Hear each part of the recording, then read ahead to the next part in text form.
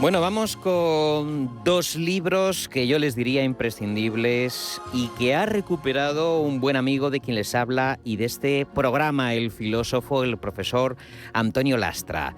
Y en esa labor de recuperación ha rescatado a un grandísimo historiador inglés, Edward Gibbon, que como el propio Antonio Lastra era un gran defensor de los clásicos y sobre todo de la lectura que nos hace mejores. El libro que recupera es el ensayo sobre el estudio de la literatura de Edward Gibbon en la editorial Ediciones del Subsuelo, y el otro es una magnífica edición en la editorial Cátedra, también otro sello maravilloso en el que Lastra tiene mucho que decir cuando rescata a uno de estos autores. Se trata de las Memorias de mi vida, como no, del gran Edward Gibbon. Y para hablarnos de estos dos tomos y de la figura de Gibbon, está ya al otro lado del teléfono nuestro amigo Antonio Lastra. Muy buenas tardes. Buenas tardes, David. Un placer oírte. Oye, enhorabuena, porque qué poco se sabía aquí en España de Edward Gibbon, y tú siempre, filósofo, pensador, escritor en busca de esos rescates maravillosos, pues has hecho aquí un doblete impresionante, Antonio. Había que hacerlo, David. Gibbon estaba circulando de una manera extraña entre nosotros. Había una traducción de la historia en el siglo XIX que suena a un castellano muy arcaico. Y después, para mi sorpresa, volvió a editarse una traducción de la historia de una manera bastante arbitraria. El traductor decidió qué es lo que debía traducir y qué es lo que no debía traducir. Y esto no es lo que se debe hacer. Así que había que ofrecer a un Gibbon completo, que es un personaje verdaderamente completo del siglo XVIII y de la Ilustración, que creo que tiene mucho más que decirle al siglo XXI que a su propia época.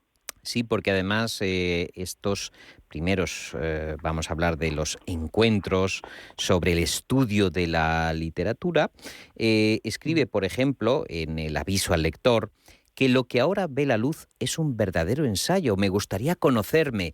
Y en ese autoconocimiento, muy filosófico, tú has conectado mucho con Gibbon, que escribía entonces en francés, y esto es importante, porque pensaba en francés, que era la lengua europea de la cultura y la política de la Ilustración, ¿verdad? Y de una manera más personal, Gibbon escribía y pensaba en francés porque había sido desterrado a Suiza por su padre. Se había convertido a los 16 años de una manera libresca al catolicismo en la Universidad de Oxford. Eso le cerraba las puertas a cualquier carrera en Inglaterra, puesto que el catolicismo no era la religión del Estado, sino el anglicanismo, y su padre lo envía a Suiza, a Lausanne, para que vuelva al protestantismo de alguna manera. Y durante los 5 años que pasa, que son los 5 años clave de su formación como persona, como lector, realmente se pasa al francés y empieza a escribir y a pensar en francés, hasta el punto de que en las memorias llega a anotar en una frase extraordinaria: he dejado de ser inglés. De manera que todo el inglés posterior de Gibbon es una recreación, es una invención que surge de la materia de su obra. Es como si hubiera traducido la historia de Roma al inglés. Es un cosmopolita. Él mismo lo dice en una de sus cartas, que se siente un ciudadano del mundo. En ese momento, el ciudadano del mundo, naturalmente, es Europa con una proyección hacia América. Sobre esto también hay algo que decir de su inglés, porque quien lo convence de volver al inglés realmente es David Hume, que le dice que una vez que la Guerra de los 7 años la ha ganado Inglaterra, el inglés se va a diseminar por el nuevo continente americano y será la lengua del futuro. Y entonces le dice: usted escribe muy bien en francés, pero debe pasarse al inglés. Y lo hace, y lo hace. Edward Gibbon, en Ensayo sobre el estudio de la literatura, dice cosas como que la historia de los imperios es la de la miseria de los hombres y la historia de las ciencias es la de su grandeza y su felicidad. Como decías, querido Antonio Lastra, perfectamente aplicable al año 2022. Pues lo es, David, porque la historia que cuenta Gibbon, lo que realmente llegó a contar cuando termina su gran obra, estos 2 libros son una especie de aperitivo de la declinación y caída, es la miseria del imperio. Y toda su obra es un intento de mostrar que el imperio es una forma ilegítima de ordenar una sociedad. y eso le lleva durante las 3.000 páginas de la declinación a caída a momentos que son no relativos a la propia historia de Roma, sino que vemos reflejados en la actualidad. Yo creo que, por ejemplo, una clave para entender lo que está pasando en Ucrania la proporciona lo que dice Gibbon sobre Constantinopla. Constantinopla es la historia pasiva del Imperio Romano, pero Constantinopla se traslada a Moscú. Cuando un Estado se convierte en pasivo respecto a lo que realmente se mueve, tiende a ser un Estado que, al margen de la historia, se vuelve eminentemente violento y cerrado. Esto es Rusia, probablemente. De modo que Gibbon está iluminando permanentemente el acceso a una legitimidad que no pasa por el imperio. Escribe Edward Gibbon también que el conocimiento de la antigüedad es nuestro verdadero comentario, pero lo que aún es más necesario es cierto espíritu como resultado, un espíritu que no solo nos hace conocer las cosas, sino que nos familiariza con ellos y nos da, al respecto, los ojos de los antiguos. Antonio, tú que eres profesor, qué necesario es que esos ojos de los antiguos estén en el aula y que no se olviden, y que el sistema educativo y las subsiguientes reformas, por favor, que no destierren de los planes la filosofía, el pensamiento, los estudios grecolatinos, las humanidades, que parece que en este mundo de alta tecnología se han convertido en el enemigo público número uno. Has leído bien, David. Sí, es una mala lectura de las nuevas tecnologías. La escritura ya fue una nueva tecnología respecto a la oralidad. Naturalmente, lo que está pasando en el terreno educativo en España, pero no solo en España. A España llegan experimentos que, cuando llegan a España, ya se ha demostrado que han salido mal en otros lugares. Pero aquí lo que hacemos es incorporarlos sin ver el resultado fallido en otros lugares. El acceso a los clásicos es el acceso a un mundo, y ese mundo, que no es naturalmente del todo el nuestro, era un mundo donde estaban empezando a formarse todas las cosas. Nosotros vivimos de muchos resultados, de manera que cuando las cosas no van bien, retroceder hasta los orígenes nos ayuda a entender perfectamente cómo podemos rehacer lo que está mal. Esos son los clásicos. En literatura, en política, en economía, en sociedad. Una persona formada en los clásicos es una persona con criterio y sabe estar en el mundo. Eso es naturalmente algo que naturalmente va desapareciendo de las aulas.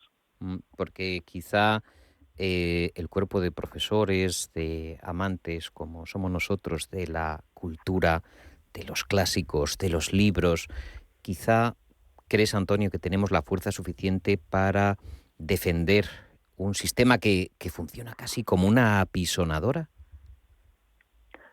Gibbon escribe el ensayo sobre el estudio de la literatura contra el primer intento de acabar con esto, que paradójicamente hoy nos parece que no podía provenir de quien provenía, pero Gibbon escribe contra los enciclopedistas y contra Voltaire y contra Diderot y contra, digamos, los sofistas o progresistas de su tiempo que están tratando de reducir la lectura de los clásicos. El ensayo sobre el estudio de la literatura es una defensa de los eruditos, del conocimiento clásico y de la lectura de los antiguos.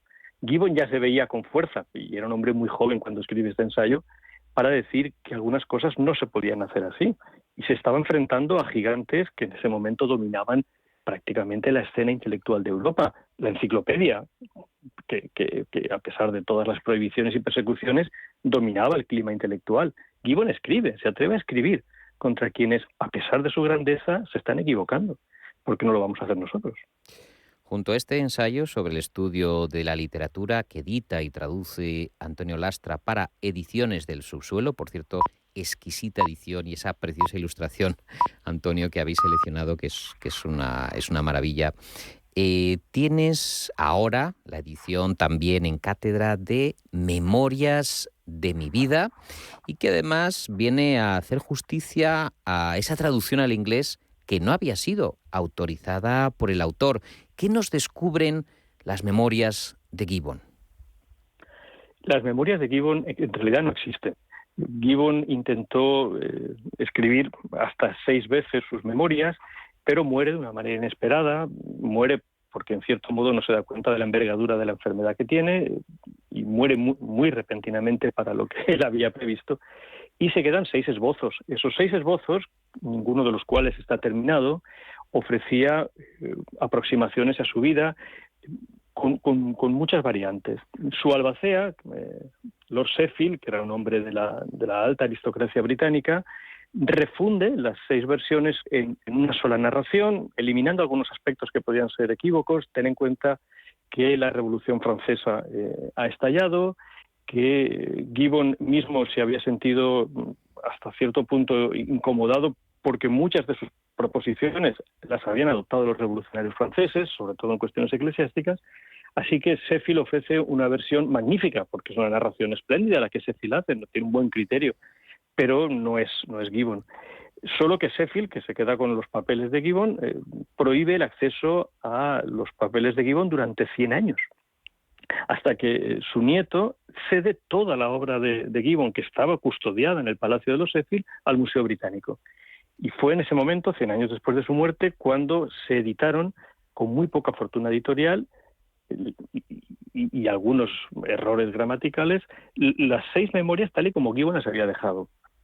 Eso no se había vuelto a hacer, no se había hecho una edición crítica, ahora está empezando a prepararse la edición crítica de Gibbon en Oxford, pero lo que yo he hecho es trabajar, gracias a David Womersley, que es el editor crítico de Oxford, con los manuscritos del Museo Británico y ofrecer al lector los 6 esbozos tal y como Gibbon los dejó, en el orden en que los escribió, de tal manera que cuando un lector, entiendo que puede ser un experimento de lectura, va leyendo uno tras otro, se va haciendo idea de hasta qué punto Gibbon quería dejar de sí una imagen acorde con lo que había logrado como historiador, con la gran obra de La declinación y caída. Es un experimento de escritura y es un gran experimento de lectura. Sí, porque además, Antonio, tú has querido de alguna forma dejar esos 6 manuscritos, dejar constancia en esta edición tuya, tal pulcra, de todas las evoluciones que él tenía en esa redacción de sus memorias, los tachones de los originales, la búsqueda de la palabra perfecta, de la palabra adecuada, y de alguna forma yo creo que el lector tiene una experiencia inmersiva en la vida de un hombre que cambió la historiografía moderna, que estaba muy preocupado por la llamada caída del Imperio Romano de Occidente, y que ayudan a entender cómo trabajaba un intelectual de su tiempo. Era un intelectual insólito, David. Ten en cuenta que Gibbon trabajaba en su casa con los libros que él mismo se compraba y sin el apoyo de ninguna otra institución que no fuera lo que él llamaba el mercado. Esto es, que su libro, cuando se pusiera a la venta, fuera respaldado por los lectores. Esta proeza hoy es inigualable. Es verdad que la cantidad de materiales que hoy hay a disposición de un historiador probablemente supera lo que Gibbon conoció, pero hasta donde Gibbon podía leer lo había leído todo. De hecho, uno de los reproches que se le hacen, un reproche que siempre se le hace, es que escribía demasiado bien para ser buen historiador. Este reproche lo vamos a dejar a un lado porque nosotros no lo podemos compartir. Pero otro reproche que se le hace es que había leído demasiado para ser un buen historiador. Probablemente lo había leído todo. Y esto es algo que hoy no está a disposición de los historiadores modernos, que son tremendamente especialistas y son incapaces de ofrecer una mirada de conjunto, una visión de conjunto como la que Gibbon hizo. Y esto yo creo que hace que su historia, al margen de que pueda haber sido superados algunos detalles históricos, se convierta en un documento imprescindible para entender realmente lo que significa Europa. Porque ese era el fundamento real de la historia de Gibbon, plantear qué es Europa. Y esto lo hace todavía más contemporáneo, claro. Un autor, por lo tanto, extraordinariamente moderno, que Antonio Lastra recupera en estas 2 ediciones. Recordamos una en Ediciones del Subsuelo y otra en Cátedra, en estas memorias en las que se puede leer en mi progreso desde la infancia hasta la época de la pubertad. Las facultades de la memoria y de la razón se fortalecieron insensiblemente. Mi reserva de ideas aumentó y pronto descubrí el espíritu de investigación y el amor a los libros a los que debo la felicidad de mi vida. Antonio, el amor a los libros, el amor a la lectura, el amor al libro como fuente, acceso al conocimiento que, como decía otro grande que tanto nos gusta a ti y a mí, puede hacernos mejores.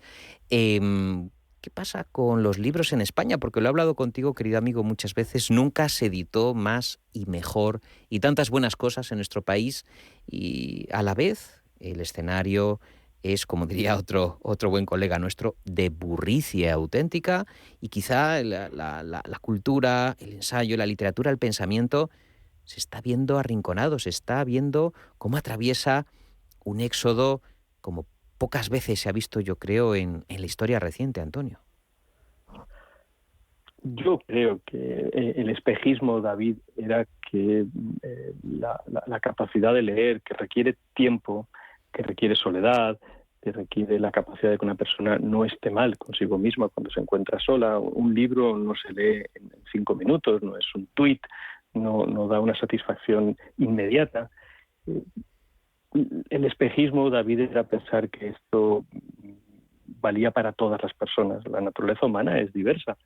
El problema yo no lo veo en que la gente lea, que haya más o menos gente que lea, sino que la gente que lea sepa hacer lo siguiente. Tú y yo somos profesores, David. Que la gente que lea sepa enseñar. No hay ninguna otra consideración. Se puede enseñar de muchas maneras. Se puede enseñar escribiendo, se puede enseñar en las ondas de la radio, se puede enseñar de muchas maneras. Pero lo decisivo es que todas aquellas personas que todavía tienen la fortuna de contar con tiempo, de ser felices leyendo, como dice Gibbon, recuerden que tienen una segunda tarea que llevar a cabo, y es la de enseñar todo aquello que han aprendido. El espejismo era pensar que no iba a hacer falta que la gente enseñara, que, por así decirlo, la población en masa iba a instruirse a sí misma. Esto no será posible jamás con la naturaleza humana. Pero recordar a los que saben que su oficio verdadero empieza cuando tienen que enseñar lo que saben, bueno, yo creo que ahí está donde se juega la partida. Esa fue la gran tarea de Gibbon. Podría haber leído en su casa y haber mantenido la felicidad de la lectura para sí, pero destinó 20 años de su vida a escribir La declinación y caída.